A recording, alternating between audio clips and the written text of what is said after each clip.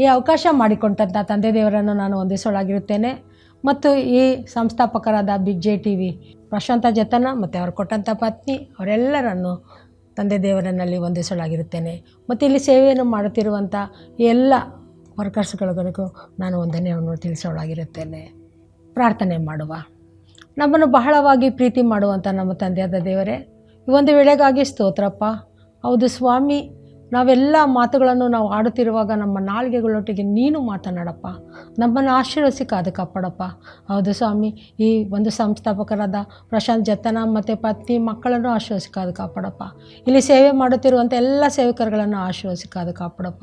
ನಾವು ಆಡುವಂಥ ಮಾತುಗಳು ನಮ್ಮೆಲ್ಲರ ಹೃದಯದ ಧ್ಯಾನವು ನಿಮಗೇ ಸಮರ್ಪಕವಾಗಿರಲಿ ಸ್ವಾಮಿ.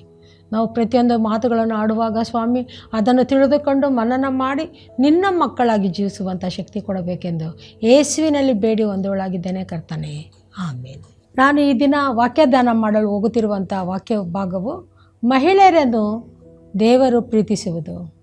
ಕರ್ತನು ಮಹಿಳೆಯರನ್ನು ಪ್ರೀತಿಸಿದ್ದು. ನಾವು ಮಹಿಳೆಯರನ್ನು ಪ್ರೀತಿಸುವುದು ಅಂತ ತಿಳಿದುಕೊಂಡಿರುವಾಗ ನಾವು ಯಾವ್ಯಾವ ರೀತಿಯಲ್ಲಿ ನಮ್ಮ ಜೀವಿತದಲ್ಲಿ ದೇವರು ನಮ್ಮನ್ನು ಕಾಪಾಡುತ್ತಾ ಬಂದಿದ್ದಾರೆ ಎಂಬುದಾಗಿ ನಾವು ತಿಳಿದುಕೊಳ್ಳಬಹುದು. ಇದಕ್ಕೆ ಮುಂಚೆ ನಾನು ಒಂದು ನಿದರ್ಶನವನ್ನು ಹೇಳಲು ನಿಮ್ಮ ಬಳಿ ನಾನು ಇಷ್ಟಪಡ್ತೇನೆ. ಒಂದು ಮನೆ ರೋಡಲ್ಲಿ ಅಗಿತಾ ಇರ್ತಾರೆ ಒಂದು 5 ಜನ ಮಕ್ಕಳು, ಯವನಸ್ಥರು. ಅಗಿದ್ಬಿಟ್ಟು ಏನು ಮಾಡ್ತಾರೆ, ಅಗ್ಯಕ್ಕೆ ಮುಂಚೆ ಮೊಣಕಾಲು ಹಾಕಿ ಪ್ರಾರ್ಥನೆ ಮಾಡಿ ಕೈಗಳನ್ನ ಎತ್ತಿ ತಂದೆ ದೇವರೇ ನನ್ನನ್ನು ಕಾಪಾಡು ಎಂಬುದಾಗಿ ಕೇಳಿಕೊಂಡು ತಿರುಗಿ ಸುಮ್ಮನಾಗ್ತಾರೆ. ಮಧ್ಯಾಹ್ನ ತಿರುಗಿ ಮತ್ತೆ ಊಟ ಮಾಡುವಾಗ ಕೆಲಸ ಎಲ್ಲ ಮುಗಿಸಿ ತಿರುಗಿ ಮೊಣಕಾಲು ಹಾಕಿ ಕೈಗಳನ್ನು ಎತ್ತಿ ತಂದೆ ದೇವರೇ ನನ್ನನ್ನು ಕಾಪಾಡಿ ಎಂಬುದಾಗಿ ಕೇಳಿಕೊಂಡು ಅವರು ಕೆಲಸನ ಸ್ಟಾರ್ಟ್ ಮಾಡ್ತಾರೆ.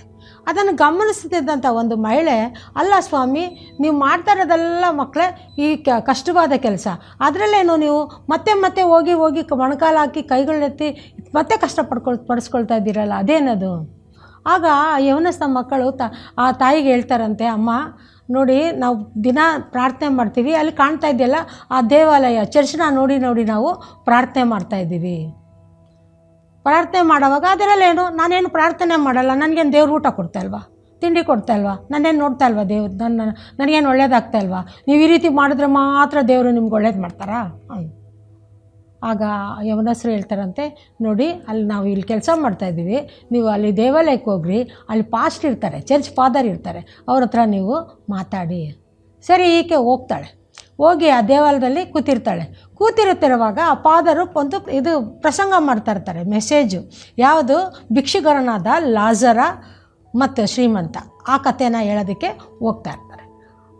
ಅದು ಒಂದು ಸಾಮ್ಯನ ಹೇಳ್ತಾ ಇರೋವಾಗ ಆಕೆ ಅಲ್ಲಿ ಕೂತ್ಕೊಂಡಿರ್ತಾಳೆ. ಲಾಜರ ಬಡವ, ಅವನು ಭಿಕ್ಷುಗಾರ.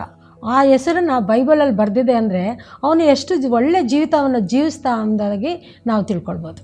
ಅದೇ ರೀತಿಯಾಗಿ ಶ್ರೀಮಂತ, ಅವನ ಒಂದು ಆಡಂಬರದಲ್ಲಿ ಓಡಾಡ್ತಾ ಇದ್ದ, ಅವ್ನು ಬೇಕಾದದನ್ನು ತಿಂತಾ ಇದ್ದ, ಬೇಕಾಗಿದ್ದ ಬಟ್ಟೆಗಳನ್ನೆಲ್ಲ ಹಾಕ್ಕೊಳ್ತಾ ಇದ್ದ, ಬೇಕಾದಾಗೆ ಜೀವಿಸ್ತಾ ಇದ್ದ. ಈ ಲಾಜರನಿಗೆ ಕೆಲವು ಸತಿ ಆ ಬಿದ್ದಿದ್ದಂಥ ಊಟನ ಎಷ್ಟಂಥ ಊಟನ ತಿಂತಾ ಇದ್ದ, ಮತ್ತು ಅವನ ಹುಣ್ಣುಗಳನ್ನ ನಾಯಿಗಳು ಬಂದು ನೆತ್ತಾ ಇದ್ದವು ಅಂತಾಗಿ ನಾವು ಬೈಬಲಲ್ಲಿ ನೋಡ್ತೀವಿ. ಒಂದು ದಿನ ಸಾವು ಬರುತ್ತೆ, ಸಾಹುಕಾರನೂ ಸತ್ತ, ಮತ್ತು ಆ ಲಾಜರನು ಸತ್ತ. ಸಾಹುಕಾರನ ಅಂತ್ಯಕ್ರಿಯೆ ಆಯಿತು, ಲಾಜರನ ಅಂತ್ಯಕ್ರಿಯೆಯೂ ಆಯಿತು. ಲಾಜರನನ್ನು ಅಬ್ರಾಹ್ಮನ ಎದೆಯಲ್ಲಿ ವರ್ಗಿಸಿಕೊಂಡು ಅವನನ್ನು ಏನು ಮಾಡ್ತಾಯಿರ್ತಾರೆ, ದೇವದೂತರು ಸತ್ಕರಿಸ್ತಾ ಇರ್ತಾರೆ. ಅಲ್ಲಿ ಆ ಕಡೆ ಶ್ರೀಮಂತ ಬಿದ್ದಿದ್ದವನು ತನಗೇನು ಬೇಕೋ ಎಂಬುದಾಗಿ ಜೀವಿಸ್ತಿದ್ದ ವ್ಯಕ್ತಿ, ಅಯ್ಯೋ ನನಗೆ ತಡೆಯಲಾಗ್ತಾಯಿಲ್ಲ, ನನಗೆ ಉರಿ, ಅವನನ್ನು ಕಳಿಸಿ ನನಗೊಂದು ತೊಟ್ಟು ನೀರಾದರೂ ನನ್ನ ಗಂಟ್ಲಿಗೆ ಕೊಡೋ ಹಾಗೆ ಮಾಡಿ. ಆಗ ದೇವ್ರು ಹೇಳ್ತಾರೆ, ಈ ಕಡೆಗೆ ಆ ಕಡೆಗೂ ಏನಿದೆ ಮಧ್ಯದಲ್ಲಿ, ಆ ಕಡೆಯವರು ಈ ಕಡೆ ಬರೋದಾಗಿಲ್ಲ, ಈ ಕಡೆಯವರು ಆ ಕಡೆ ಬರೋ ಹಾಗಿಲ್ಲ. ಅಯ್ಯೋ, ಹಾಗಾದರೆ ನನ್ನ ಅಣ್ಣದಿರಿದ್ದಾರೆ, ಅವರು ಇಲ್ಲಿ ಬರಬಾರ್ದು, ಈ ನರಕ ಯಾತನೆನ ಪಡಬಾರ್ದು, ಇವ್ರು ಯಾರನ್ನ ಒಬ್ಬರನ್ನ ಕಳಿಸ್ಕೊಡಿ, ಈ ಪರಲೋಕದ ಬಗ್ಗೆ ಹೇಳಲಿ ಅಂದಾಗ ಅವ್ರು ಏನು ಮಾಡ್ತಾರೆ, ಅವ್ರ ಹತ್ರ ಮೋಶೆ ಗ್ರಂಥಗಳಿದೆ, ಪವಿತ್ರವಾದ ಬೈಬಲ್ ಇರುತ್ತೆ. ಮೋಶೆ ಗ್ರಂಥಗಳನ್ನು ಓದಿ ಅದನ್ನು ಏನು ಮಾಡ್ಬೋದು, ತಿಳ್ಕೊಳ್ಬೇಕು. ಸತ್ತವರು ಬದುಕಿ ಅವ್ರ ಜೊತೆಗೆ ಹೋದ್ರೂ ಅವ್ರು ಏನಾಗೋದಿಲ್ಲ, ತಿಳ್ಕೊಳ್ಳೋದಿಲ್ಲ, ಇವರು ಎಚ್ಚರಿಕೆ ವಹಿಸ್ಕೊಳ್ಳೋದಿಲ್ಲ ಅಂತ ಹೇಳಿ ಅವನು ಸುಮ್ಮನೆ ಆಗ್ಬಿಡ್ತಾನೆ. ಆಮೇಲೆ ಈ ತಾಯಿ ಕೇಳಿಸ್ಕೊಂಡು, ಈ ಲಾಜರನ ಕಥೆನ ಕೇಳಿಸ್ಕೊಂಡು ಮನೆಗೆ ಹೋಗ್ತಾಳೆ. ನೋಡಪ್ಪ, ನಾವು ಪ್ರಾರ್ಥನೆ ಮಾಡಬೇಕು, ಪ್ರೇಯರ್ ಮಾಡಬೇಕು. ಫಾದರ್ ಹೇಳಿದ್ದಾರೆ, ಚರ್ಚ್ ಫಾದರು, ಮಕ್ಕಳನ್ನೆಲ್ಲ ಕುಂಡ್ರಿಸ್ಕೊಂಡು ಎಲ್ಲರನ್ನೂ ಕುಂಡ್ರಿಸ್ಕೊಂಡು ಮನೇಲಿರುವಂಥ ಜನಗಳನ್ನೆಲ್ಲ ಸೇರಿಸ್ಕೊಂಡು ಆ ಲಾಜರ ಮತ್ತು ಸಾಹುಕಾರನ ಬಗ್ಗೆ ಹೇಳ್ಬಿಟ್ಟು ನಾವು ಸ್ವರ್ಗಕ್ಕೆ ಹೋಗ್ಬೇಕಾ? ಹಾಗಾದರೆ ಪ್ರಾರ್ಥನೆ ಮಾಡಬೇಕು, ಪ್ರೇಯರ್ ಮಾಡಬೇಕು, ಬೈಬಲ್ ಓದಬೇಕು ಅಂತ ಹೇಳಿ ಅವಳು ಹೇಳ್ಬಿಟ್ಟು, ನೋಡಪ್ಪ ನಾನೇನಾದರೂ ಒಂದು ವೇಳೆ ಸಾವು ನನಗೆ ಬಂದದೇ ಆದರೆ ನೀವೇನು ಮಾಡಿ ಆ ಫಾದರ್ನ ಕರೆಸಿ ಅವರೊಟ್ಟಿಗೆ ನನಗೆ ಅಂತ್ಯಕ್ರಿಯೆ ಮಾಡಿಸಿ, ಅವ್ರು ಹೇಳೋ ರೀತಿಯಲ್ಲಿ ಅಂತ್ಯಕ್ರಿಯೆ ಮಾಡಿಸಿ ಅಂದಾಗ ಆಯ್ತಾಯಿತು ಸಾಯುವಾಗ ನೋಡೋಣ ಬಿಡಮ್ಮ ಅಂದ್ಬಿಟ್ಟು ಅವರೆಲ್ಲ ಏನು ಮಾಡ್ತಾರೆ, ಮಕ್ಕಳು ಮಲ್ಕೊಂಡ್ಬಿಡ್ತಾರೆ. ಆದರೆ ಅದೇ ರಾತ್ರಿ ಆಕೆಗೆ ಸಾವು ಬರುತ್ತೆ. ಸಾವು ಬಂದಾಗ ಆಕೆ ಸತ್ತಾಗ ಅವರು ಏನು ಮಾಡ್ತಾರೆ, ಬದುಕಿರೋವಾಗ ಕೇಳೋದೇ ಕಷ್ಟ ಮಕ್ಕಳು ಮಾತು, ಇನ್ನು ಸತ್ತ ಮೇಲೆ ಕೇಳಬೇಕಾ? ಅವರ ಒಂದು ಪದ್ಧತಿ ಪ್ರಕಾರನೇ ಅವ್ರೇನು ಮಾಡ್ತಾರೆ, ಅಂತ್ಯಕ್ರಿಯೆನ ಮಾಡೋದಕ್ಕೆ ಹೋಗ್ತಾರೆ. ಅಲ್ಲಿ ಒಂದು ಆ ತಾಯಿಗೆ, ಆ ಮಹಿಳೆಗೆ ಒಂದು ಘರ್ಷಣೆ. ಈ ಕಡೆ 5 ಜನ ಕಪ್ಪು ಬಟ್ಟೆ ಧರಿಸ್ಕೊಂಡು ಎಳಿತಾರೆ, ಈ ಕಡೆ ಎಳಿತಾರೆ. ಇನ್ನು 5 ಜನ ಬಿಳಿ ನಿಲುವಂಗಿನ ಕಟ್ಕೊಂಡು ಈ ಕಡೆ ಎಳಿತಾರೆ. ಇದು ನನ್ನ ಆತ್ಮ, ಒಂದು ದಿನ ದೇವಾಲಯದಲ್ಲಿ ಬಂದಿದ್ದಾರೆ, ದೇವರ ವಾಕ್ಯ ಕಲ್ತಿದ್ದಾಳೆ, ದೇವರೊಟ್ಟಿಗಿದ್ದಾರೆ, ಇದು ನನ್ನ ಆತ್ಮ ಅಂತ ಈ ಕಡೆ ಎಳಿತಾರೆ. ಆವಾಗ ಏಸಪ್ಪ ನಾನು ಕೇಳ್ಕೊಳ್ತೀನಿ, ನನಗೊಂದು ಸತಿ ಈ ಉಸಿರನ್ನ ಕೊಡಾಗಿ ಮಾಡಪ್ಪ, ನಾನು ಎಲ್ಲರಿಗೂ ಸಾಕ್ಷಿಯಾಗಿರ್ತೀನಿ ಅಪ್ಪ ಅಂತ ತಗ್ಗಿಸಿಕೆ ಪ್ರಾರ್ಥನೆ ಯಾವಾಗಲೂ ದೇವರು ಕೇಳುವಂಥವ್ರಾಗಿರುತ್ತಾರೆ. ಅವಳು ಕೇಳಿದ ತಕ್ಷಣ ಅವಳು ಉಸಿರು ಬರುತ್ತೆ. ಉಸಿರು ಬಂದಾಗ ಅವಳು, ಏನಪ್ಪ ನಾನು ಹೇಳಿದ್ದೇನು, ಎಲ್ಲಿ ಫಾದರು, ನೀವು ಫಾದರ್ನ ಕರೆಸಿ, ಚರ್ಚಿನವನ್ನ ಕರೆಸಿ ನನಗೆ ಅಂತ್ಯಕ್ರಿಯೆ ಮಾಡಿರಿ ಅಂದರೆ ನೀವು ನಿಮ್ಮ ಪದ್ಧತಿ ನಿಮ್ಮ ಪ್ರಕಾರನೇ ಮಾಡ್ತಾಯಿದ್ದೀರಲ್ಲ ಅಂದಾಗ ಆ ನಡೆದಂಥ ಘಟನೆನ ಈ ಕಪ್ಪು ಜನ ಎಳಿತಾ ಇದ್ದಿದ್ದು, ಈ ಕಡೆ ಬಿಳಿ ಜನ ಎಳಿತಾ ಇದ್ದಿದ್ದು, ಶುದ್ಧವಾದ ದೇವದೂತರು ಬಂದು ಆಕೆನ ಕಾಪಾಡಿದಂಥದ್ದು ನೋಡ್ತಾ ಇದ್ದಿದ್ದು, ಇದು ನನ್ನ ಆತ್ಮ ಅಂತ ಹೇಳ್ತಾ ಇದ್ದಿದ್ದು. ಆ ವಿಷಯನೆಲ್ಲ ಮಕ್ಕಳಿಗೆ, ಜನಾಂಗಕ್ಕೆ, ಅವ್ರ ಜಾತಿ ಎಲ್ಲರನ್ನೂ ಕರೆಸಿ ಹೇಳ್ತಾಳೆ. ಅಲ್ಲಿರೋಂಥ ನೆರೆದಿದ್ದಂಥವ್ರಿಗೆಲ್ಲ ಹೇಳ್ತಾಳೆ. ಪ್ರತಿಯೊಬ್ಬೊಬ್ರಿಗೂ ಆ ವಾಕ್ಯನ ಹೇಳ್ತಾ ಹೋಗ್ತಾ ಇದ್ಲಂತೆ. ಎಲ್ಲರಿಗೂ ನಾನು ಈ ಥರ ಇದೆ, ಅಲ್ಲೊಂದು ಪರಲೋಕ ಇದೆ, ಅಲ್ಲಿ ನರಕ ಇದೆ, ಅಲ್ಲಿ ಸ್ವರ್ಗ ಇದೆ, ನಿಮ್ಗೆ ಯಾವ್ದು ಬೇಕು, ನೀವು ಸ್ವರ್ಗ ಬೇಕು ಅಂತಂದರೆ ಪ್ರಾರ್ಥನೆ ಮಾಡಬೇಕು, ಬೈಬಲ್ ಓದಬೇಕು, ಮೊಣಕಾಲು ಹಾಕಿ ಪ್ರಾರ್ಥನೆ ಮಾಡಬೇಕು. ನಮ್ಮ ನಡವಳಿಕೆಗಳಲ್ಲಿ ಅನೇಕರು ಏನಾಗ್ತಾ ಇರ್ತಾರೆ, ಒಳ್ಳೆಯ ರೀತಿಯಲ್ಲಿ ನಮ್ಮನ್ನು ಏನು ಮಾಡ್ತಾರೆ ನೋಡಿ ಗಮನಿಸಿ ಆ ಮಾರ್ಗದಲ್ಲಿ ಹೋಗ್ತಾರೆ. ಆ ಮಕ್ಕಳು ನೋಡಿ ಯೌವನಸ್ಥರು ಏನು ಸುವಾರ್ತೆ ಸಾರಲಿಲ್ಲ, ಏನೂ ಹೇಳಿಲ್ಲ, ಆದರೂ ಅವ್ರು ಏನು ಮಾಡಿದ್ರು, ಅದನ್ನು ನೋಡಿ ಅವ್ರು ತಿಳ್ಕೊಂಡು ಆಲಯದಲ್ಲಿ ಹೋಗಿ ಫಾಸ್ಟನ್ನು ನಿಮ್ಮ ಕ್ವಶನ್ನ ನೀವು ಸರಿಪಡಿಸ್ಕೊಳ್ರಿ, ಅಲ್ಲಿ ಆ ಉತ್ತರ ಸಿಗ್ತಾ. ಒಂದು ದಿನ ಆಲಯಕ್ಕೆ ಹೋಗಿದ್ದಂಥ ಆ ಮಹಿಳೆಗೆ ಅಷ್ಟು ಇದಾಯ್ತಂದರೆ, ನಾವು ದಿನನಿತ್ಯ ದೇವಾಲಯದಲ್ಲಿ ಕುಳಿತುಕೊಳ್ಳುವಾಗ, ವಾರ ನಾವು ಚರ್ಚ್ಗೆ ಹೋಗುವಾಗ, ವಾರ ನಾವು ಬೈಬಲ್ ಓದುವಾಗ ನಮಗಿನ್ನೂ ಎಷ್ಟು ಆಶೀರ್ವಾದ ಇರುತ್ತದೆ ಅಲ್ಲ. ಕರ್ತನಲ್ಲಿ ಪ್ರಿಯ ದೇವಜನರೇ, ನಾವು ಹೇಳುವಂಥದ್ದು ಒಂದೇ ಮಾತು, ಆಲಯಕ್ಕೆ ಹೋಗಬೇಕು, ಪ್ರಾರ್ಥನೆ ಮಾಡಬೇಕು. ನಾವೇ ಆಲಯಕ್ಕೆ ಹೋಗದೇ ಇರೋ ಹಾಗೆ ಅಡ್ಡಿ ಆಗಬಾರ್ದು. ನಾನು ಹೆಚ್ಚಿನವನು ಎಂಬುದಾಗಿ ತಗ್ಗಿಸ್ಕೊಂಡು ನಾವು ಅಡ್ಡಿ ಆಗಬಾರ್ದು. ನಾವು ನರಕಕ್ಕೆ ಹೋಗಬಾರ್ದು. ನಾವು ಸ್ವರ್ಗಕ್ಕೆ ಹೋಗಬೇಕು ಅಂತಂದರೆ ಆಲಯದಲ್ಲಿರುವಂಥ ಪ್ರತಿಯೊಂದೊಂದೊಂದು ವಿಷಯಗಳನ್ನು ತಿಳಿದುಕೊಂಡು, ವಾಕ್ಯಗಳನ್ನು ತಿಳಿದುಕೊಂಡು ಅದರಂತೆ ನಡೆಯಬೇಕು ಎಂಬುದಾಗಿ ನಿಮ್ಮ ಉದ್ದೇಶವಾಗಿರುತ್ತದೆ. ಮದರ್ ತೆರೇಸಾ ನೋಡಿ, ಮದರ್ ತೆರೇಸಾ ತುಂಬ ಒಂದು ಒಳ್ಳೆಯ ವ್ಯಕ್ತಿ. ಅವರು ಅನೇಕ ಆಶ್ರಮಗಳನ್ನ ಮಾಡಿರ್ತಾರೆ, ಅನೇಕ ಜೀವನ ಚರಿತ್ರೆನ ಬರೆದಿರ್ತಾರೆ. ಮತ್ತು ಅವರು ಮಕ್ಕಳ ಆಶ್ರಮ, ವೃದ್ಧಾಪ್ಯದ ಆಶ್ರಮ, ಕುಷ್ಠರೋಗದವರಿಗೆ ನೋಡಿಕೊಳ್ಳುವಂಥದ್ದು ಅದೆಲ್ಲ ಅಂಥ ಒಳ್ಳೊಳ್ಳೆ ಕೆಲಸ, ಒಳ್ಳೊಳ್ಳೆ ವ್ಯಕ್ತಿ ಕೆಲಸಗಳನ್ನ ಮಾಡ್ತಾಯಿರುವಾಗ ಒಂದು ದಿನ ಅವಳು ಯಾರೋ ಒಂದು ಮಹಿಳೆ ಬಟ್ಟೆ ಇಲ್ಲದಿರೋದನ್ನು ನೋಡಿ ತನ್ನ ಬಟ್ಟೆಯನ್ನು ಕೊಟ್ಟು ಅವಳು ಸ್ವಲ್ಪ ಹೊತ್ತಿದ್ದು ಸಂಜೆ ಆದ ಮೇಲೆ, ಕತ್ತಲೆ ಆದ ಮೇಲೆ ಆಶ್ರಮಕ್ಕೆ ಹೋಗಿ ಸೇರಿಕೊಳ್ಳುತ್ತಾಳೆ. ನಾವು ಮದರ್ ತೆರೇಸಾ ಬುಕ್ಕನ್ನು ಓದ್ತಾ ಇರುವಾಗ ಅವಳ ಒಂದು ಚರಿತ್ರೆ ಬಹಳ ಮಹಿಳೆಯರಿಗೆ ಅದು ಒಂದು ಮಾರಲ್. ಮದರ್ ತೆರೇಸಾನ ಯಾಕೆ ಒಂದು ಒಳ್ಳೆ ರೀತಿಯಲ್ಲಿ ಒಳ್ಳೆ ವ್ಯಕ್ತಿ ಎಂಬುದಾಗಿ ನಾವು ತಿಳ್ಕೊಳ್ತೀವಿ, ಆಕೆ ಜೀವನ ಚರಿತ್ರೆ ಓದ್ತೀವಿ. ಅದೇ ಕೆಟ್ಟದ್ದು ಮಾಡ್ತಾಯಿದ್ರೆ, ಕೆಟ್ಟತನದಲ್ಲಿದ್ದರೆ ಆ ಜೀವನ ಚರಿತ್ರೆನ ನಾವು ಓದ್ತೀವಾ? ನಾವು ಮದರ್ ತೆರೇಸರಂತೆ ನಾವು ಒಳ್ಳೆಯ ಮಹಿಳೆಯಾಗಿ ಜೀವಿಸಬೇಕು. ನಾವು ಬೈಬಲಲ್ಲಿ ನೋಡ್ತಾ ಇರೋದು ಎಸ್ತರ್ ಒಬ್ಬ ಸಾಮಾನ್ಯ ಮಹಿಳೆ ಹೇಗೆ ರಾಣಿ ಆದಳು. ಸಾಮಾನ್ಯ ಮಹಿಳೆ, ಒಂದು ಸ್ತ್ರೀ ರಾಣಿ ಆದಳು ಅಂತಂತಂದರೆ ಅದು ಒಂದು ಒಳ್ಳೆಯ ಉದ್ದೇಶ ಅಲ್ವಾ? ಅದು ದೇವರ ಚಿತ್ತ ಇಲ್ಲದಿದ್ದರೆ ಅದು ಆಗ್ತಾನೆ ಇರ್ತಿರಲಿಲ್ಲ. ಎಸ್ತೇರ್ ಅಂತಂದರೆ ಒಂದು ಸುಂದರವಾದ ಒಂದು ಮಹಿಳೆ, ಸುಂದರವಾದವಳು. ಮತ್ತು ಎಸ್ತೇರ್ ಅಂದರೆ ಅಗಸ್ತ್ಯ ಅಂತಂತ ಎಸ್ತೇರ್ ಇದರಲ್ಲಿ ಇರುತ್ತೆ. ಅವಳು ಸತ್ಯವೇದದಲ್ಲಿ ಅವಳ ಒಂದು ಹೆಸರು ಬರೆದಿದ್ದಾರೆ ಅಂದರೆ ಅವಳ ಜೀವನ ಚರಿತ್ರೆ ಅಲ್ಲಿ ನೋಡುವಾಗ ಎಸ್ತೇರ್ ರಾಣಿ ಎಷ್ಟು ಸಾಧನೆಯನ್ನು ಮಾಡಿರ್ಬೋದು ಎಂಬುದಾಗಿ ನಾವು ತಿಳಿದುಕೊಳ್ಬೋದು. ಎಸ್ತೇರ್ ಎಂಬುದಾಗಿ ಹೇಳುವಾಗ ನಕ್ಷತ್ರ ಅಂತ, ಮತ್ತು ಇಬ್ರಿಯ ಭಾಷೆಯಲ್ಲಿ ಅವಳಿಗೆ ಅಗಸ್ತ್ಯ ಅಂತ ಏನಂತಾರೆ ಕರೀತಾರೆ. ಅವಳು ಬೆನ್ಯಾಮೀನ್ ಕುಲದ ಅಬೀಯೇಲನ ಮಗಳು. ಸಣ್ಣ ವಯಸ್ಸಿನಲ್ಲೇ ತಂದೆ ತಾಯಿಗಳನ್ನ ಕಳ್ಕೊಂಡಿದ್ಲು. ಮತ್ತು ಅವಳು ಮಾರ್ದೆಕೈ ಅವ್ರ ಚಿಕ್ಕಪ್ಪ ಅವಳನ್ನು ಸಾಕ್ತಾಯಿದ್ರು. ಒಂದು ದಿನ ರಾಜ ಏನು ಮಾಡ್ತಾನೆ, ಎಲ್ಲರನ್ನು ಅವನು 180 ದೇಶವನ್ನು ಆಳ್ತಾ ಇದ್ದಂಥ ರಾಜ ಎಲ್ಲರನ್ನೂ ಕರೆಸಿ ಔತಣ ಸಿದ್ಧಪಡಿಸಿ ತನ್ನ ವೈಭೋಗ, ತನಗಿರುವಂಥ ಆಸ್ತಿ, ನನ್ನ ಹತ್ರ ಎಷ್ಟೊಂದಿದೆ ಅಂತ ತೋರಿಸ್ಕೊಳ್ಳೋದಕ್ಕೋಸ್ಕರ ಏನು ಮಾಡ್ತಾರೆ, ಎಲ್ಲ ದೇಶದವ್ರನ್ನ ಕರೆಸ್ತಾನೆ.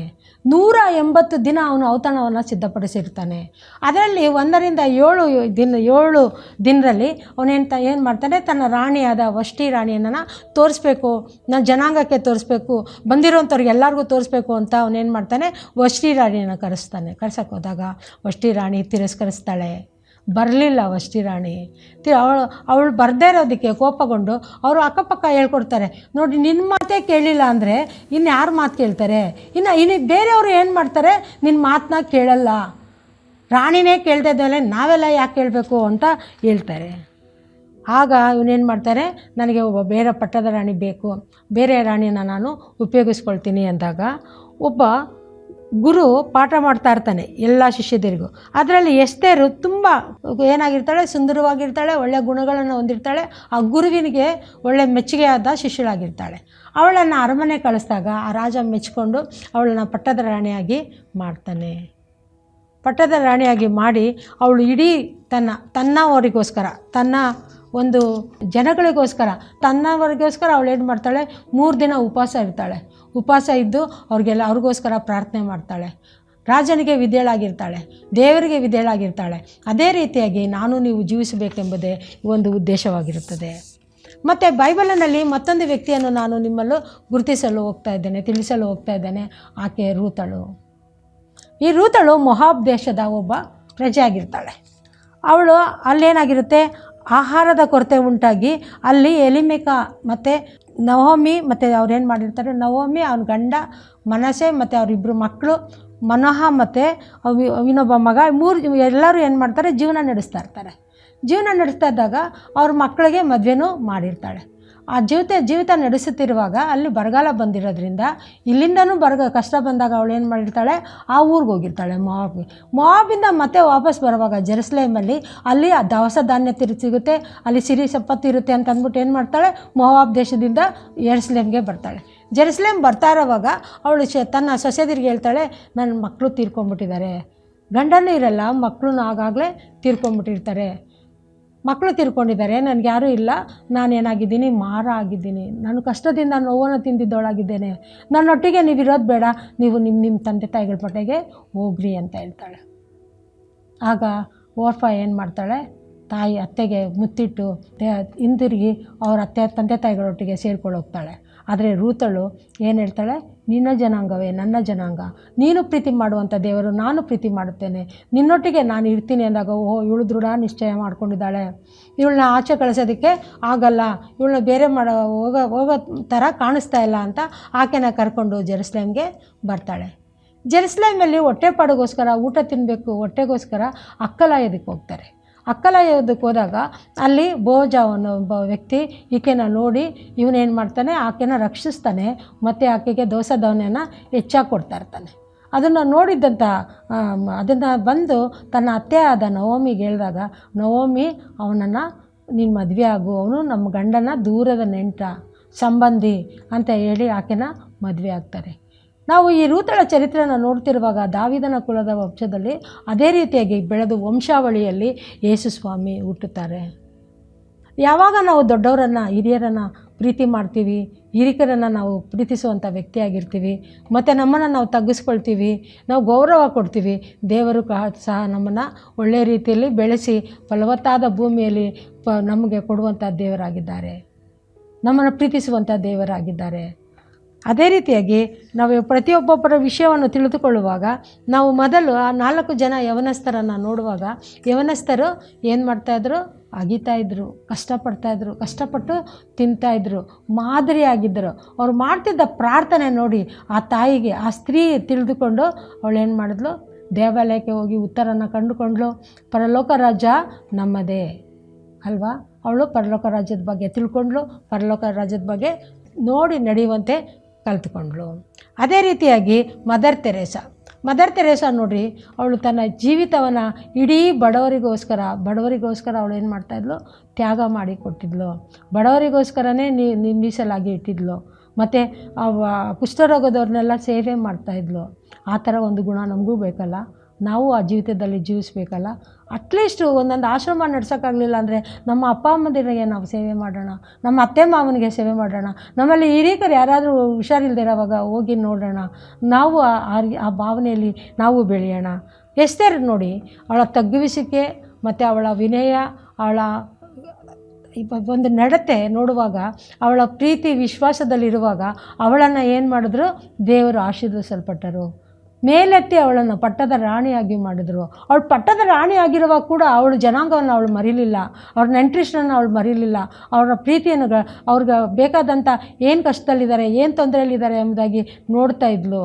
ಆ ಜನಾಂಗಕ್ಕೋಸ್ಕರ, ಅವಳ ಒಂದು ಜನಾಂಗಕ್ಕೋಸ್ಕರ 3 ದಿನ ಉಪವಾಸ ಇದ್ದು ಅನ್ನಪಾನಗಳನ್ನು ಬಿಟ್ಟು ಅವಳು ಅವ್ರಿಗಾಗಿ ದೇವರನ್ನು ಪ್ರಾರ್ಥಿಸುತ್ತಿದ್ಲು. ಆ ಪ್ರಾರ್ಥನೆ ಗುಣ, ಮನೋಭಾವನೆ ಯಾರ್ಯಾರಿರುತ್ತೋ ಅವರೆಲ್ಲ ನಿಜವಾಗೂ ರಾಣಿಯರಂತೆ ಮೆರೀತೀವಿ ನಾವು. ನಮಗೆ ದೇವರು ರಾಣಿಯ ಒಂದು ಪಟ್ಟಾಭಿಷೇಕವನ್ನು ಕೊಡುವುದಕ್ಕೆ ಸಿದ್ಧರಾಗಿದ್ದಾರೆ. ನಾವು ಸಹ ನಮ್ಮನ್ನು ನಾವು ತಗ್ಗಿಸಿಕೊಳ್ಳೋಣವ, ನಾವು ದೇವರಲ್ಲಿರೋಣವ, ನಾವು ಬೈಬಲ್ ಓದೋಣವ, ದೇವರ ಮಾರ್ಗದಲ್ಲಿ ನಡೆಯೋಣವ, ದೇವಾಲಯಕ್ಕೆ ಹೋಗೋಣವ. ಒಂದು ದಿನ ದೇವಾಲಯಕ್ಕೆ ಓದೋದಾದರೆ ದೇವದೂತರು ಬಂದು ಇದು ನನ್ನ ಆತ್ಮ ಎನ್ನುವಾಗ ನಾವು ಪ್ರತಿದಿನ ದೇವರ ಒಟ್ಟಿಗೆ, ಪ್ರತಿದಿನ ನಾವು ದೇವರ ಜೀವಿತದಲ್ಲಿ ನಾವು ಜೀವಿಸುತ್ತಿರುವಾಗ ದೇವರು ನಮ್ಮನ್ನು ಎಷ್ಟು ಪ್ರೀತಿ ಮಾಡುತ್ತಾರೆ. ನನ್ನನ್ನು ನಿನ್ನನ್ನು ಪ್ರೀತಿ ಮಾಡುವಂಥ ದೇವರಿಗೆ ನಾವು ಯಾವ ರೀತಿಯ ಉತ್ತರವನ್ನು ಕೊಡ್ತಾ ಇದ್ದೇವೆ? ನಾವು ಈ ದಿನ ಯಾವ ರೀತಿಯಲ್ಲಿ ಜೀವಿಸುತ್ತಾ ಇದ್ದೇವೆ? ನಮ್ಮ ಗುಣಗಳು ಏನಾಗಿದೆ? ನಮ್ಮ ರೀತಿ ನಡತೆಗಳು ಏನಾಗಿದೆ ಎಂಬುದಾಗಿ ನಮ್ಮನ್ನು ನಾವು ಈ ದಿನ ಪರೀಕ್ಷಿಸಿಕೊಳ್ಳೋಣ. ಒಂದು ವೇಳೆ ನಮ್ಮಲ್ಲಿ ಒಳ್ಳೆಯ ಗುಣವಾದದ್ದಾದರೆ ಎಸ್ತೇರಳಂತೆ ನಾವು ಸಹ ರಾಣಿಯಾಗುತ್ತೇವೆ. ನಾವು ಸಹ ರಾಣಿಯ ಜೀವಿತದಲ್ಲಿ ಜೀವಿಸುವಂಥ ಒಂದು ಅನುಕೂಲ, ನಮಗೂ ಸಹ ಒಂದು ಶಕ್ತಿ, ನಮಗೆ ಧೈರ್ಯ ದೇವರು ಕೊಟ್ಟೇ ಕೊಡ್ತಾರೆ. ಆದರೆ ನೋಡಿರಿ, ರೂತಳು ಓರ್ಫಾ ಏನು ಮಾಡಿದ್ಲು? ಓರ್ಫಾ ತನ್ನ ಅತ್ತೆನ ಬಿಟ್ಟು ತನ್ನೊಟ್ಟಿಗೆ ಅತ್ತೆಗೆ ಮುತ್ತು ಕೊಟ್ಟು ಹೊರಟೋದ್ಲು. ಆದರೆ ರೂತಳು ಏನು ಮಾಡಿದ್ಲು? ನಿನ್ನ ದೇವರೇ ನನ್ನ ದೇವರು, ನೀನು ಪ್ರೀತಿಸುವಂಥ ದೇವರು ನಾನು ಪ್ರೀತಿಸುತ್ತೇನೆ, ನಿನ್ನ ಪ್ರೀತಿಯ ದೇವರು ನನ್ನ ದೇವರು. ಎಷ್ಟೋ ಒಂದು ಭಕ್ತಿಯಿಂದ ಅತ್ತೆನ ನೋಡಿಕೊಂಡು ಅತ್ತೆಯ ಒಂದು ಪ್ರೀತಿಯಲ್ಲಿ ಇರ್ತಾಳೆ ಅಲ್ವಾ? ಒಬ್ಬೊಬ್ಬರ ಜೀವಿತದಲ್ಲಿ ನಾವು ನೋಡುವಾಗ ನಾವು ದೊಡ್ಡ ಹಿರೀಕರನ್ನ ನಾವು ಅನುಸರಿಸ್ಕೊಂಡು ಹೋಗಬೇಕು, ಹಿರೀಕರನ್ನು ನಾವು ಗೌರವಿಸಬೇಕು, ಹಿರಿಯರನ್ನು ನಾವು ಪ್ರೀತಿಯಿಂದ ನೋಡಬೇಕು. ಆಗ ದೇವರು ನಮ್ಮನ್ನು ಮೇಲಕ್ಕೆ ಎತ್ತುತ್ತಾರೆ. ದೇವರು ಈ ವಾಕ್ಯವನ್ನು ಆಶೀರ್ವದಿಸಲಿ. ಪ್ರಾರ್ಥನೆ ಮಾಡೋಣ. ನಮ್ಮನ್ನು ಬಹಳವಾಗಿ ಪ್ರೀತಿ ಮಾಡುವಂಥ ತಂದೆಯಾದ ದೇವರೇ, ನೀವು ಸ್ತ್ರೀಯರನ್ನು ಪ್ರೀತಿಸುವಂಥ ದೇವರು ಸ್ವಾಮಿ, ಮಕ್ಕಳನ್ನು ಎಲ್ಲ ಜನಾಂಗದವರನ್ನು ನೀವು ಪ್ರೀತಿಸುವಂಥ ದೇವರು ಸ್ವಾಮಿ. ನಿಮ್ಮ ಬಳಿಗೆ ಬಂದು ನಾವು ತಗ್ಗಿಸಿಕೆಯಿಂದ ಕೇಳಿಕೊಳ್ಳುವಾಗ ಉತ್ತರ ಕೊಡುವಂಥ ದೇವರಾಗಿದ್ದೀರಿ ಸ್ವಾಮಿ. ನೀವು ನಮ್ಮನ್ನು ಆಶೀರ್ವದಿಸಿ ಕೈ ನಡೆಸಬೇಕೆಂದು ಯೇಸುವಿನ ಹೆಸರಿನಲ್ಲಿ ಬೇಡಿ ಒಂದೊಳಗಿದ್ದೇನೆ ಕರ್ತನೆ. ಸುವಾರ್ತೆ ತಲುಪದ ಊರು ಇರಲೇಬಾರದು, ಸಭೆಯೂ ಇಲ್ಲದ ಗ್ರಾಮ ಇರಬಾರದೆಲ್ಲಿಯೂ. ಸುವಾರ್ತೆ ತಲುಪದ ಊರು ಇರಲೇಬಾರದು, ಸಭೆಯೂ ಇಲ್ಲದ ಗ್ರಾಮ ಇರಬಾರದೆಲ್ಲಿಯೂ.